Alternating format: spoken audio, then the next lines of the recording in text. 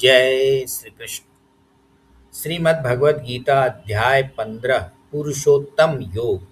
संसार रूपी अश्वत्थ वृक्ष के माध्यम से पर ब्रह्म क्षर और अक्षर पुरुष का ज्ञान दिया गया है।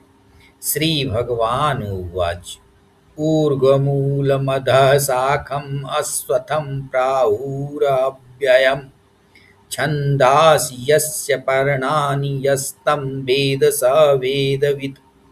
श्री भगवान ने कहा, वे कहते हैं कि एक अविनाशी अश्वत्थ वृक्ष है जिसकी जड़ें ऊपर और शाखाएं नीचे हैं और जिसके पत्ते वेद हैं। जो उसे जानता है वह वेदों का ज्ञाता है। अधः च ऊर्ध्वं च प्रसीताः तस्य शाखा गुणप्रवृद्धा विषयप्रवालाः अधः च मूलानि अनुसन्ततानि कर्मानुबंधीनि मनुष्यलोके। उसकी शाखाएं गुणों द्वारा बढ़ी हुई विषय रूपी कोपलों वाली नीचे और ऊपर फैली हुई हैं और नीचे मनुष्य लोक में कर्मों के अनुसार बंधन वाली जड़ें भी फैली हुई हैं। न रूपं स्येह तथोपलभ्यते नान्तो न चार्दि न च सम्प्रतिष्ठा अश्वत्थमेनं सौ विगूढमूलं शंगशस्त्रेण दृढ़ेन छित्त्वा। इस संसार में इसका स्वरूप वैसा नहीं पाया जाता, न इसका अंत है, न आदि और न ही स्थिति। इस अत्यंत गहरी जड़ों वाले अश्वत्थ वृक्ष को दृढ़ असंगता रूपी शस्त्र से काटकर ततः पदं तत्परिमार्गितव्यं यस्मिन् गता न निवर्तन्ति भूयः तमेव चाद्यं पुरुषं प्रपद्ये यतः प्रवृत्ति प्रसीता पुराणी। तब उस पद को खोजना चाहिए जहाँ गए हुए लोग फिर वापस नहीं लौटते, और उसी आदि पुरुष की शरण लेनी चाहिए जिससे यह पुरानी प्रवृत्ति फैली है। निर्माण मोहाजित संग दोषा अध्यात्म नित्या विनिवृत्त कामा द्वंद्व विमुक्ता सुख दुख संगे गच्छन्त मूढ़ा पदम अव्ययम तत्। जो मान और मोह से रहित हैं, जिन्होंने संग दोष को जीत लिया है, जो अध्यात्म में नित्य स्थित हैं, जिनकी कामनाएं सर्वथा निवृत्त हो गई हैं और जो सुख दुख नामक द्वंद्वों से विमुक्त हैं, वे अमूढ़ पुरुष उस अव्यय पद को प्राप्त होते हैं। न तद्भास्यते सूर्यो न शशांको न पावकः यद्गत्वा न निवर्तन्ते तद्धाम परमं मम। उसे न तो सूर्य प्रकाशित करता है, न चंद्रमा और न ही अग्नि। जहाँ जाकर वे वापस नहीं लौटते वही मेरा परम धाम है। ममैवांशो जीवलोके जीवभूतः सनातनः मनः षष्ठानि इंद्रियाणि प्रकृतिस्थानि कर्षति। इस जीवलोक में मेरा ही सनातन अंश जीव बना हुआ है। वह प्रकृति में स्थित मन और 5 इंद्रियों को आकर्षित करता है। शरीरम यद् वापनोति यच्चापयूत क्रामतीश्वरः गृहीत्वैतानि संयाति वायुगंधा निवासयात्। जब यह ईश्वर जीवात्मा शरीर को प्राप्त करता है और जब इससे निकलता है, तब वह इन मन और इंद्रियों को वैसे ही ग्रहण करके ले जाता है जैसे वायु गंधों को उनके स्थान से। श्रोत्रं चक्षुः स्पर्शनं च रसनं घ्राणमेव च अधिष्ठाय मनश्चायं विषयानुपसेवते। यह कान, आँख, त्वचा, जीभ और नाक तथा मन का आश्रय लेकर विषयों का सेवन करता है। उत्क्रामन्तं स्थितं वापि भुञ्जानं वा गुणान्नवितं विमूढानानुपश्यन्ति पश्यन्ति ज्ञानचक्षुषः। निकलते हुए, स्थित हुए अथवा गुणों से युक्त होकर भोगते हुए भी विमूढ़ लोग इसे नहीं देखते। ज्ञान चक्षु वाले ही देखते हैं। यतन्तः योगिनः च एनं पश्यन्ति आत्मनि अवस्थितम् यतन्तः अपि अकृतात्मानः न एनं पश्यन्ति अचेतसः। यत्न करने वाले योगी इसे अपनी आत्मा में स्थित देखते हैं, परंतु अशुद्ध अंतःकरण वाले यत्न करते हुए भी अविवेकी लोग इसे नहीं देखते। यत् आदित्यगतं तेजः जगत् भासयते अखिलम् यत् चंद्रमसि यत् च अग्नौ तत् तेजः विद्धि पामकम्। जो सूर्य में स्थित तेज संपूर्ण जगत को प्रकाशित करता है, जो चंद्रमा में है और जो अग्नि में है, उस तेज को मेरा ही जानो। गामाविश्य च भूतानि धारयामि अहम ओजसा पुष्णामि च औषधि सर्वाः सोमः भूत्वा रसात्मकः। मैं ही पृथ्वी में प्रवेश करके अपनी शक्ति से भूतों को धारण करता हूँ और रसात्मक चंद्रमा होकर संपूर्ण औषधियों को पोषित करता हूँ। अहं वैश्यवानरो भूत्वा प्राणिनां देहम् आश्रितः प्राणापानसमायुक्तः पञ्चाम्यन्नं चतुर्विधम्। मैं ही वैश्यवानर अग्नि होकर प्राणियों के शरीर में स्थित होकर प्राण और अपान से युक्त होकर 4 प्रकार के अन्न को पचाता हूँ। सर्वस्य च अहं हृदि सन्निविष्टः मत्तः स्मृति ज्ञानम् अपोहनं च वेदैः च सर्वैः अहम् एव वेद्यः वेदांत कृत वेदवित् एवं च अहम्। मैं ही सबके हृदय में स्थित हूँ, मुझसे ही स्मृति ज्ञान और उनका अभाव होता है। संपूर्ण वेदों द्वारा जानने योग्य मैं ही हूँ तथा वेदांत का कर्ता और वेदों का ज्ञाता भी मैं ही हूँ। द्वाविमौ पुरुषौ लोके क्षरः च अक्षर एव च क्षरः सर्वाणि भूतानि कूटस्थो अक्षर उच्यते। इस लोक में 2 प्रकार के पुरुष हैं, क्षर और अक्षर। संपूर्ण भूत क्षर हैं और कूटस्थ अक्षर कहलाता है।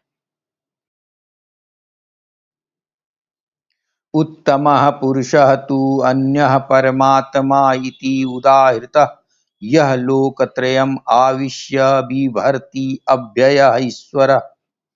परंतु उत्तम पुरुष तो अन्य ही है जो परमात्मा कहलाता है, जो अविनाशी ईश्वर तीनों लोकों में प्रवेश करके उनका भरण पोषण करता है। यस्मात् क्षरम् अतीतः अहम् अक्षरात् अपि च उत्तमः अतः अस्मि लोके वेदे च प्रथितः पुरुषोत्तमः। क्योंकि मैं क्षर से अतीत हूँ और अक्षर से उत्तम हूँ, इसलिए लोक में और वेद में पुरुषोत्तम नाम से प्रसिद्ध हूँ।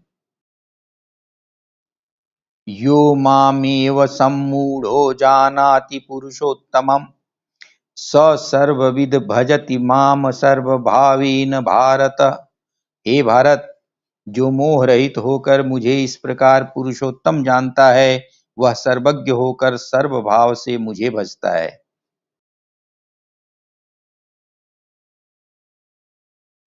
इति गुह्यतमं शास्त्रम् इदम् उक्तं मया अनघ एतत् बुद्ध्वा बुद्धिमान् स्यात् कृतकृत्यः च भारत।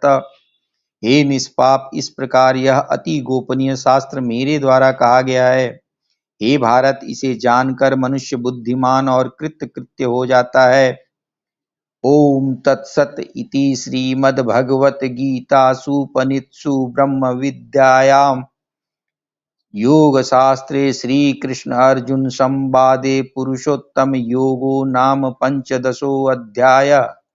हरि ओम तत्सत, हरि ओम तत्सत, हरि ओम तत्सत।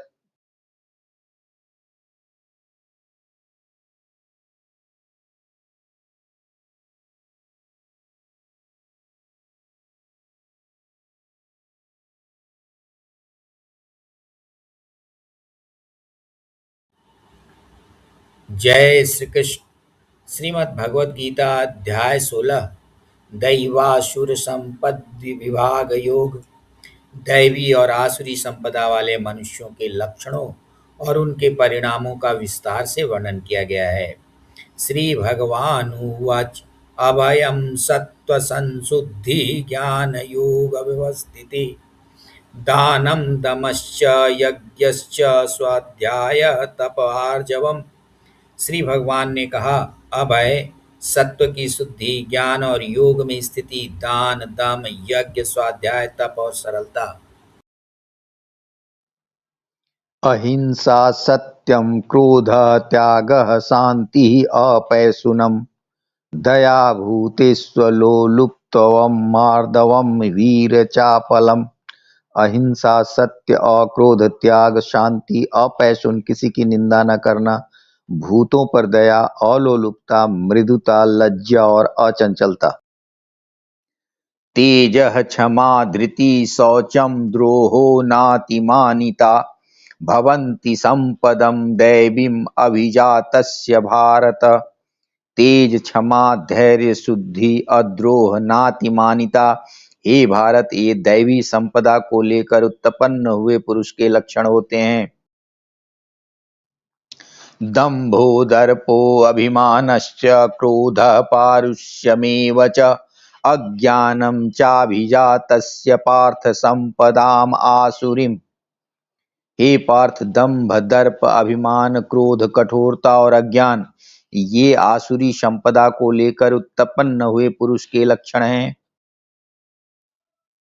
दैवी संपद्विमोक्षाय निबंधाय सुरीमता मां शुचः संपदम दैवीम अभिजातो असि पांडव। दैवी संपदा मोक्ष के लिए और आसुरी संपदा बंधन के लिए मानी गई है। हे पांडव, तुम शोक मत करो, तुम दैवी संपदा को लेकर उत्पन्न हुए हो। द्वौ भूत सर्गौ लोके अस्मिन् दैव आसुर एव च दैवो विस्तरसः प्रोक्तः आसुरं पार्थ मे शृणु। हे पार्थ, इस लोक में दो प्रकार के भूत समुदाय हैं, दैव और आसुर। दैव का विस्तार से वर्णन किया गया है, अब मुझसे आसुर के विषय में सुनो। प्रवृत्तिं च निवृत्तिं च जना न विदुरासुरा न शौचम नापि चाचारो न सत्यम तेषु विद्यते। आसुर लोग प्रवृत्ति और निवृत्ति को नहीं जानते, उनमें न तो शुद्धि होती है, न आचार और न ही सत्य होता है। असत्यम अप्रतिष्ठम ते जगदाहुरनीश्वरम अपरस्पर संभूतम किम अन्यत काम हेतुकम। वे कहते हैं कि जगत असत्य अप्रतिष्ठित और अनिश्वर है तथा परस्पर संयोग से उत्पन्न हुआ है, काम के सिवा और क्या हेतु है।